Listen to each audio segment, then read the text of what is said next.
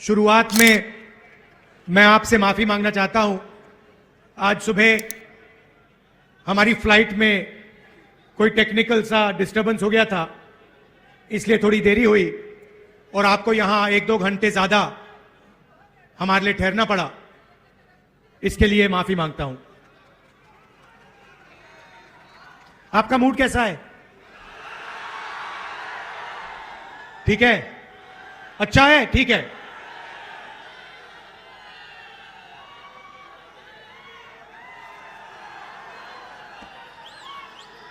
रास्ते में बिहार के युवाओं का जोश, बिहार की जो क्रांतिकारी हिस्ट्री है वो थोड़ा देखने को मिला। अब हमारी भारत जोड़ो न्याय यात्रा बिहार से निकलेगी। आपसे मिलने का मौका मिलेगा, आपसे बातचीत करने का मौका मिलेगा। ये हमने भारत जोड़ो यात्रा 1 साल पहले की। कन्याकुमारी से कश्मीर तक चले 4000 किलोमीटर, हर रोज 20, 25, 30 किलोमीटर चलते थे 6 बजे उठकर, और लाखों लोग हमारे साथ चले। समुद्र के तट से शुरू किया, हिमालय तक पहुंच गए, पूरा देश देखने को मिला। युवाओं से बात की, किसानों से, मजदूरों से 7-8 घंटे बात होती थी, अलग अलग लोगों से बात होती थी। और फिर शाम को 15-20 मिनट ऐसे हम अपनी बात रखते थे। लोगों ने हमसे पूछा 4000 किलोमीटर चलने की क्या जरूरत हुई? कहा कि देखिए राहुल जी, 4000 किलोमीटर शायद पहले कोई चला नहीं है, आपको जरूरत क्यों पड़ी? मैं कहता था देखिए, पूरा का पूरा सिस्टम जो है, मीडिया का सिस्टम, हिंदुस्तान का सिस्टम चुने हुए लोगों के हाथ में है, नरेंद्र मोदी जी के हाथ में है। मैंने अभी प्रेस वालों को मित्र कहा, मगर हमारे मित्र विपक्ष की बात टीवी पे तो नहीं दिखाते, अखबारों पे तो नहीं दिख पढ़ाते, सही ना?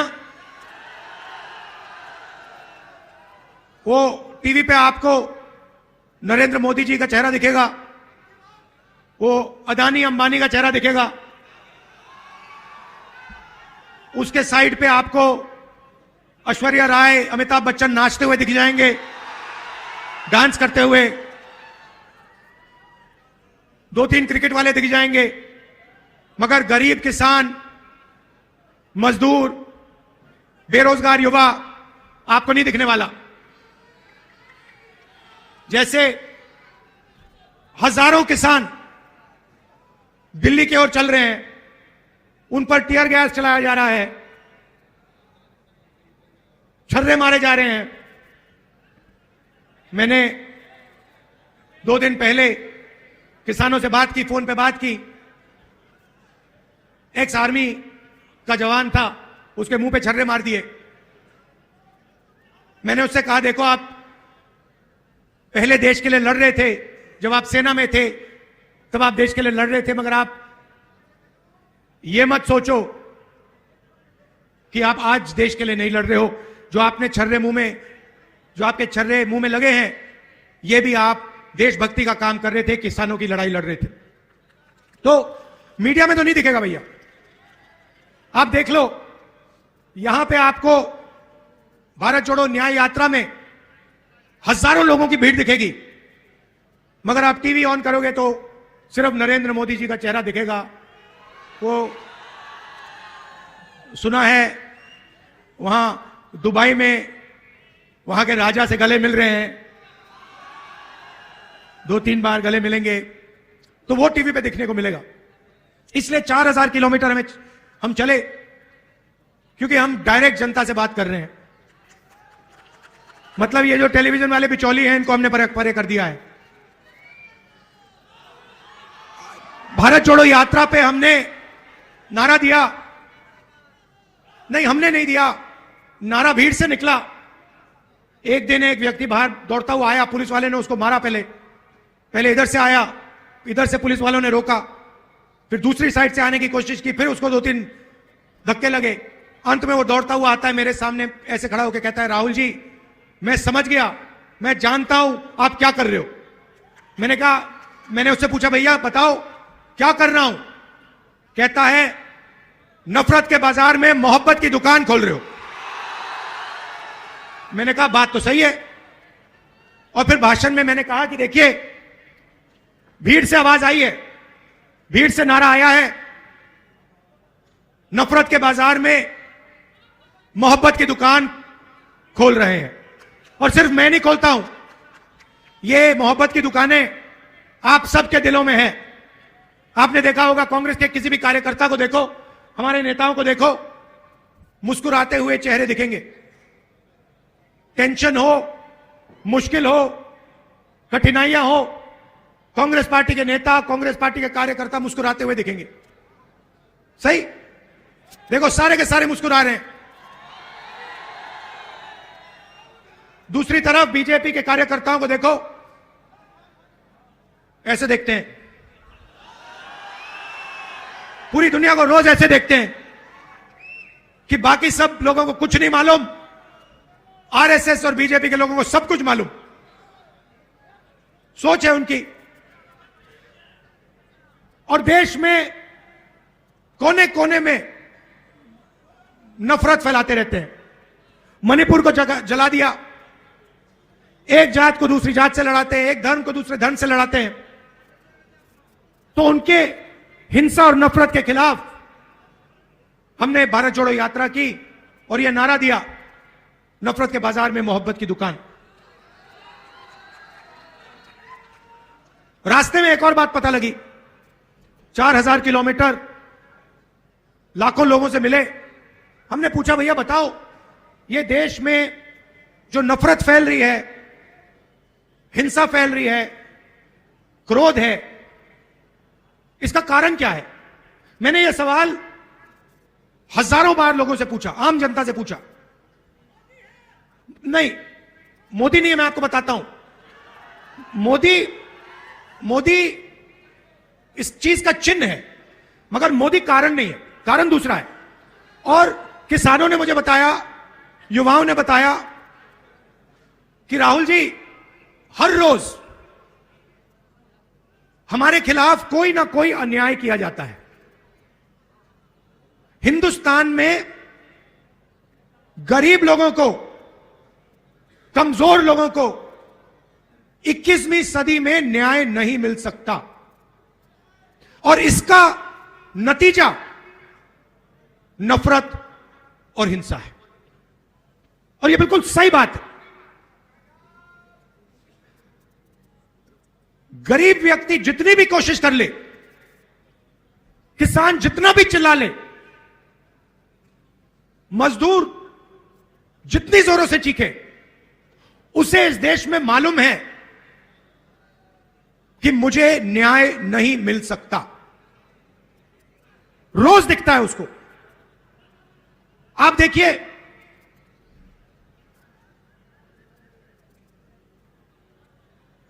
सबसे अमीर लोगों का नरेंद्र मोदी जी ने 14 लाख करोड़ रुपया कर्जा माफ किया है। 14 लाख करोड़ रुपया। नरेगा में कितने लगते हैं? साल में कितने लगते हैं? कितने? हम नरेगा का एक साल? नहीं, बजट साल का। नरेगा का पूरी की पूरी नरेगा को चलाने के लिए एक साल के लिए 70,000 करोड़ रुपए। सबसे गरीब लोगों के लिए एक साल में 70,000 करोड़ रुपए। और सारे के सारे अमीर लोगों ने कहा, देखो यह पैसा जाया हो रहा है। 70,000 करोड़ रुपए मनरेगा में जाते हैं और 14 लाख करोड़ रुपए हिंदुस्तान के 10-15 सबसे अमीर लोगों का एक सेकंड में कर्जा माफ हो जाता है। अखबार में नहीं आता, क्यों? क्योंकि अखबार उनके, पहले एक अखबार था, वो एक टेलीविजन था, मीडिया, एनडीटीवी, उसको भी अदानी जी ने खरीद लिया।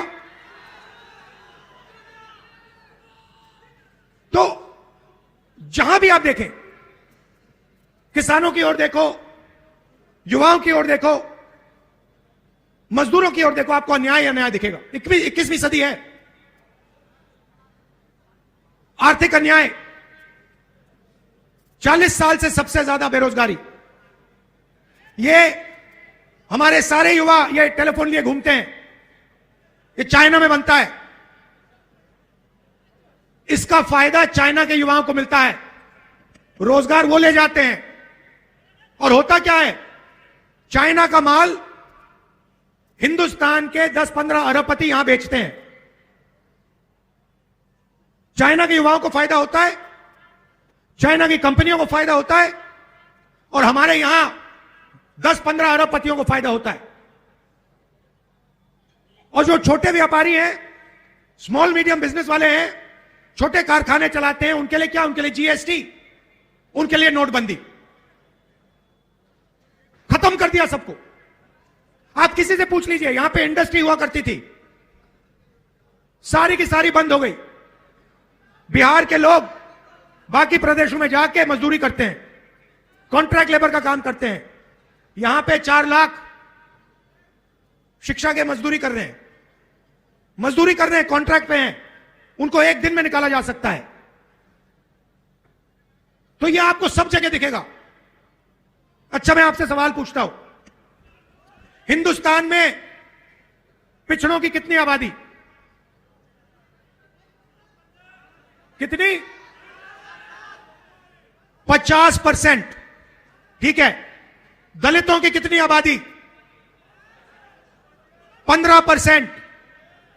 आदिवासियों की कितनी आबादी? 8%। कितना हुआ? 50, 15 और 8 कितना हुआ? 73 हुआ ना?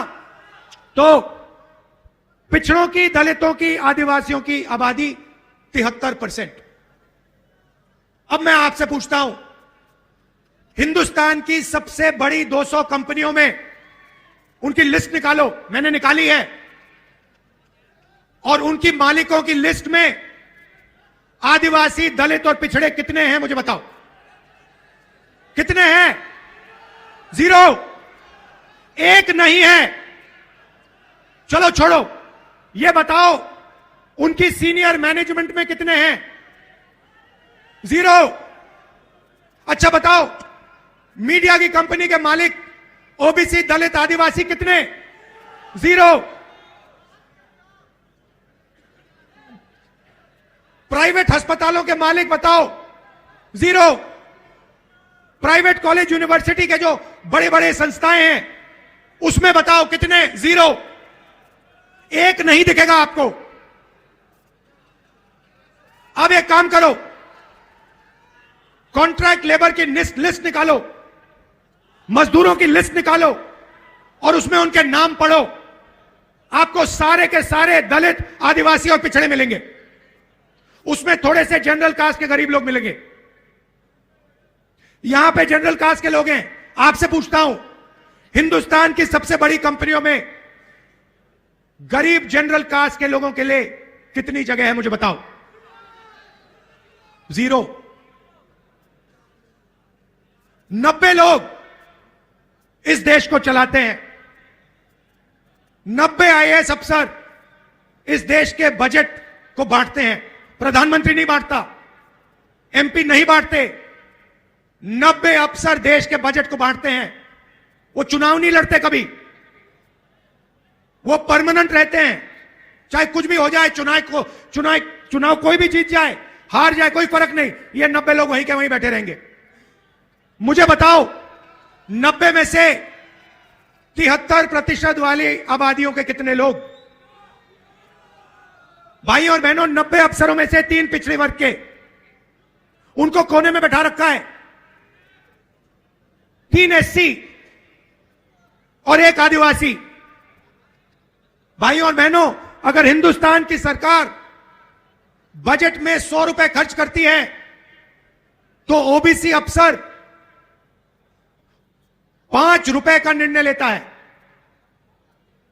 आदिवासी अफसर 100 रुपए में से 10 पैसों का निर्णय लेता है और दलित अफसर 100 रुपए में से 1 रुपए का निर्णय लेते हैं।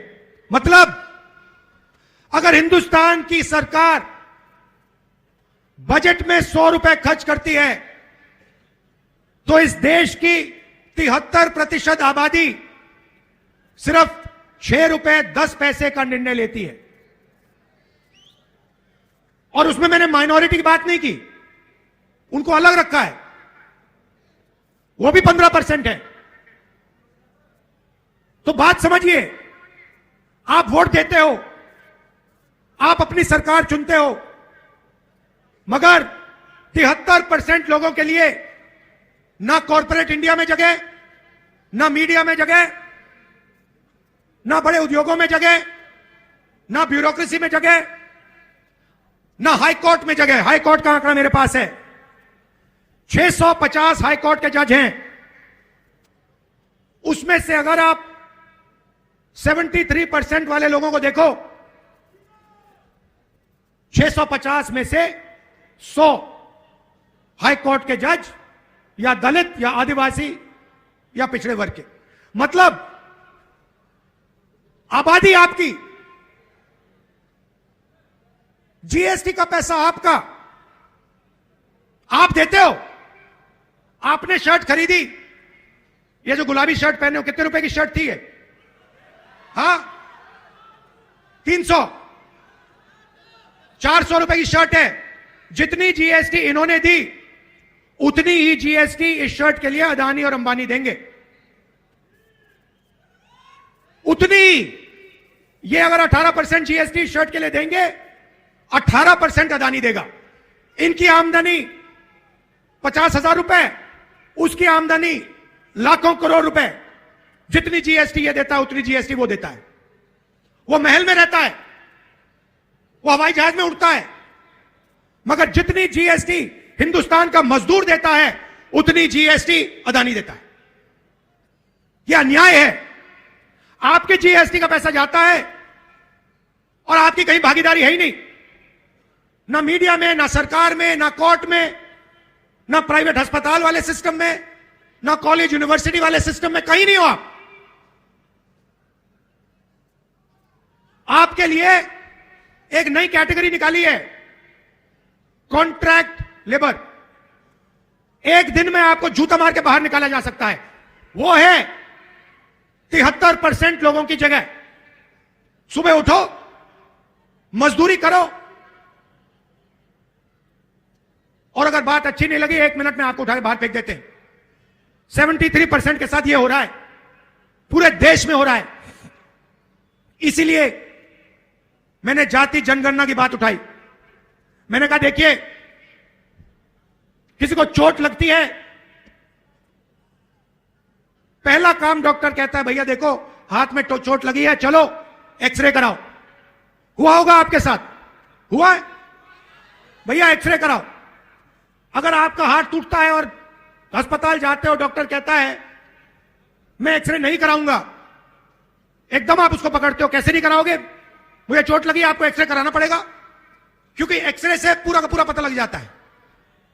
जाति जनगणना सामाजिक एक्सरे है, उससे सारे के सारे पिछड़ों को, दलितों को, आदिवासियों को, गरीब जनरल कास्ट के लोगों को पता लग जाएगा कि इस देश में क्या हो रहा है। और जाति जनगणना का मतलब आप समझो, सबसे पहले सब लोगों को बता देंगे कि भैया इस देश में पिछड़े कितने, दलित कितने, आदिवासी कितने, जनरल कास्ट के कितने। उसके बाद हम फाइनेंशियल सर्वे कराएंगे, कितना धन किस वर्ग के हाथ में है। यह देश सोने की चिड़िया कही जाती थी, यह आज भी सोने की चिड़िया है, मगर भाइयों और बहनों, सोने की चिड़िया आपके हाथ में नहीं है, अदानी जी के हाथ में है। इसीलिए जाति जनगणना से सबको पता लग जाएगा कि पिछड़ों के पास कितना धन है, आदिवासियों के हाथ में कितना धन है, गरीब जनरल कास्ट के हाथ में कितना धन है, और ये 1% लोग, अरबपति लोग, बड़े बड़े ब्यूरोक्रेट्स, इनके हाथ में कितना धन है। दूध का दूध, पानी का पानी हो जाएगा। ये भाइयों और बहनों क्रांतिकारी कदम है। आजादी जैसे हुई थी क्रांतिकारी कदम, सफेद क्रांति, हरी क्रांति, कंप्यूटर रेवोल्यूशन, बैंक नेशनलाइजेशन, वैसा ही एक क्रांतिकारी काम है। और मैं आपको बता रहा हूं, इसके बिना आप सब लोग भूखे मर जाओगे, कुछ नहीं बचेगा, ना रोजगार मिलेगा, ना आपके बच्चों के पास भविष्य होगा, क्योंकि 1% लोग पूरा का पूरा धन उठा के ले जाएंगे। इसीलिए मैं कह रहा हूं, सामाजिक न्याय का अगला कदम जाति जनगणना है और कांग्रेस पार्टी इस काम को करके दिखा देगी। कुछ ही दिन पहले हमने एक ऐतिहासिक कदम उठाया। पहली बार हिंदुस्तान की हिस्ट्री में हमने कहा कि हिंदुस्तान के किसानों को हम लीगल गारंटी दे के एमएसपी देंगे। कानूनी गारंटी वाली एमएसपी कांग्रेस पार्टी हिंदुस्तान के हर किसान को देने जा रही है। ऐतिहासिक काम है। जैसे ही मैंने जाति जनगणना की बात की, नरेंद्र मोदी जी कहते हैं हिंदुस्तान में जात तो है ही नहीं, एक अमीर है एक गरीब है, दो ही जात हैं। पहले कहते थे मैं ओबीसी हूं, अब कहते हैं दो ही जात हैं। हमने एमएसपी की गारंटी दी, बीजेपी के लोग कहते हैं कांग्रेस पार्टी ये कर ही नहीं सकती। पहले हमारे बारे में कहते थे कांग्रेस पार्टी किसानों का कर्जा माफ नहीं कर सकती। 72,000 रुपए कर्जा माफ करके हमने दिखा दिया, 2 मिनट में दिखा दिया, 10 मिनट लगे उसको करने के लिए। तो यही भारत जोड़ो यात्रा का लक्ष्य है कि हम सामाजिक न्याय, आर्थिक न्याय, इन चीजों की बात करें और इन चीजों की लड़ाई लड़ें। बीजेपी ने राम मंदिर का उद्घाटन किया, देखा आपने? मुझे बताओ, टीवी आप सबने देखा, आपने उद्घाटन में एक गरीब व्यक्ति का चेहरा देखा? अंबानी दिखे, अदानी दिखे, अमिताभ बच्चन दिखे, नरेंद्र मोदी दिखे, हिंदुस्तान के सारे अरबपति दिखे, किसान दिखा, मजदूर दिखा, बेरोजगार युवा दिखा? तो फिर बात समझिए, ये नरेंद्र मोदी जी 2-3% के लिए काम करते हैं। ये पूरा ड्रामा जो चल रहा है आपके ध्यान को भटकाने का है। टीवी वाले मिले हुए हैं, मीडिया वाले मिले हुए हैं, अदानी, अंबानी, नरेंद्र मोदी, ये 10-15 लोगों की टीम है और इनका काम आपसे आपका जो जीएसटी का पैसा है वो छीनने का है, वो लेने का है और 24 घंटे आपके ध्यान को इधर उधर करने का है। देखो भैया, उधर वो ऐश्वर्या राय नाच रही है, वो देखो भैया अमिताभ बच्चन ने डांस मारा, वो देखो भैया विराट कोहली ने चौका मारा, ओ भैया देखो पाकिस्तान में लड़ाई हो गई, ओ देखो चाइना में ये हो रहा है। मगर हिंदुस्तान में कितनी बेरोजगारी है उसके बारे में नहीं बोलेंगे, जीएसटी का पैसा कहां जा रहा है उसके बारे में नहीं बोलेंगे, जाति जनगणना उसके बारे में नहीं बोलेंगे, किसान की एमएसपी उसके बारे में नहीं बोलेंगे, कॉन्ट्रैक्ट लेबर उसके बारे में नहीं बोलेंगे। कभी नहीं दिखेगा मीडिया पे, दिख ही नहीं सकता, वो आपका है ही नहीं, वो आपका है ही नहीं।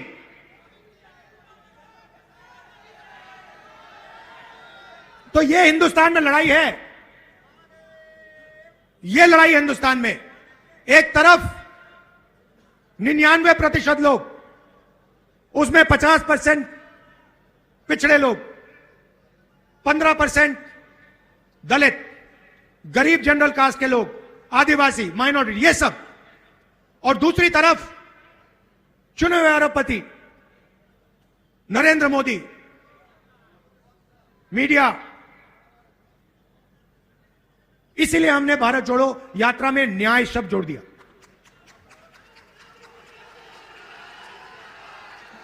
आप सब आए, इतने प्यार से आपने मेरी बात सुनी, इतने प्यार से आपने मेरी बात सुनी और इतने जोश से आपने मेरा यहां स्वागत किया। दिल से आपका धन्यवाद करना चाहता हूं। नमस्कार, जय हिंद।